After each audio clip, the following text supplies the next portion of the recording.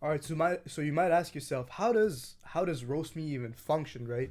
It's a computer vision program, it's AI. How did you incorporate all of this? Well, we try to make it really simple for all of you to play around with all the parameters and try to make your own version of RoastMe more tame or more intense than what we've created. So, we have three main files. Well, actually four. We have the main Python, which is like it acts as the wrapper for everything together. Then we got facial measurements, and then we got face analyzer.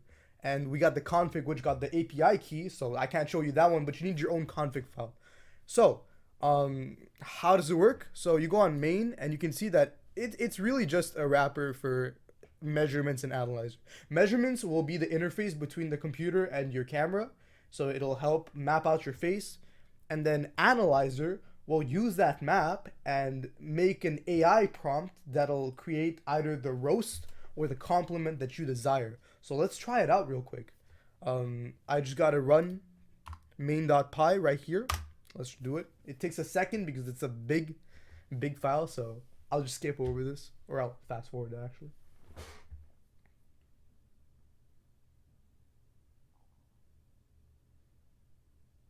All right, so here I am. I'm Ari. I was the guy working on all the Python and all the backend stuff. So yeah, um, this is the camera setup we use. So it uses a little rectangle to detect if your face is seen or not. So if I close it, no more rectangle. Oh, there you go. I can have prompts now. So how does it work, right? We have a this is the dev mode, so there's a few more features than what we have on our web app. So you can see here that I've actually kept the dots in, so you can see how the dots are tracking my face right now. It actually tracks it like quite well, even turning, and like you can see that if I move my mouth, it moves, and if I close my eyes, it closes. So you can use this to determine emotions or how a person is like in personality instead of just their facial features. So we have all that, and let's try it out. Let's try to give me like let me get roasted, right? This is my app, so I gotta get roasted myself. So let's do it right now. Smile for the camera, and I'll roast. I'll get roasted.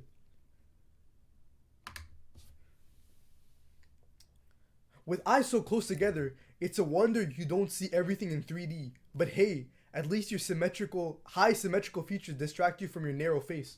So you see, it roasted me a little bit, but it kept it really tame. It's not gonna insult me or anything. It just throws a little jab at me, right? And it can actually see how you were acting in the photo. So let me just like open my mouth completely wide and see what happens. You can see that it says at the bottom right there, your mouth seems to be the only thing that stays wide open. Like, okay, wow, like come on, man, like be nicer to me, right? But yeah, you can adjust whatever you want in the files, and I'll show you how to do it later. It can also detect that your mouth is closed or your eyes are closed, or that you're sad. Let's try that out.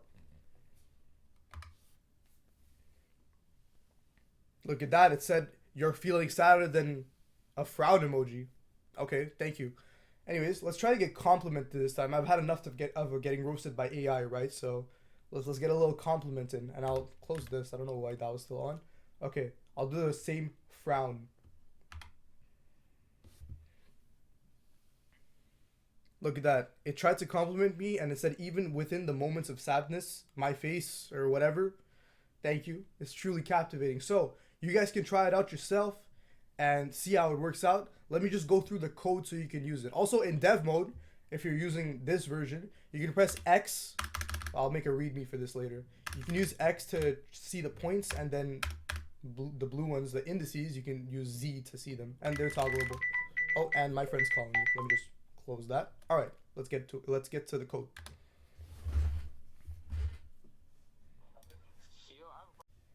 All right, so how does the code work? So we're on main right here, and this is really just the wrapper. Let's get to the really good stuff. You can understand this just by reading it. Facial measurements, what it does is that it takes points that are mapped on your face. I'll show you a little diagram on the README later if you want to actually tinker around with it. And it normalizes it to the facial height so that everything's kind of clean. And then it just labels stuff that you have within you. So facial width, nose width, lip width, eye distance, all that, right? You could even add even more parameters if you wanted to, like your how sharp your jaw is, or like how big your chin is, whatever. I just didn't do that because too many parameters. I didn't want to delve into it. This is a proof of concept at the end of the day. So yeah, we have all of this, and this gets passed on into the analyzer, which actually puts in human definitions for anything you have. So let's say what is a small nose? Well, it's actually when you have a 0.22 ratio of your nose width compared to your facial height. That's what nose width. That's what small or a medium nose is now, and it goes on for everything. You can see here, and it even figures out stuff by combining this data that it makes up, like the mouth gap and the eye gap. Let's say if they're both closed, it'll think you're sad because you're sobbing, or if it's both open, it'll think that you're okay. You're happy because you're smiling and your eyes are all open, right? So yeah, it tries to figure out what you're feeling based on how your face looks at the moment. So that's really cool. Another thing, for the AI stuff, because the dev post set to include that.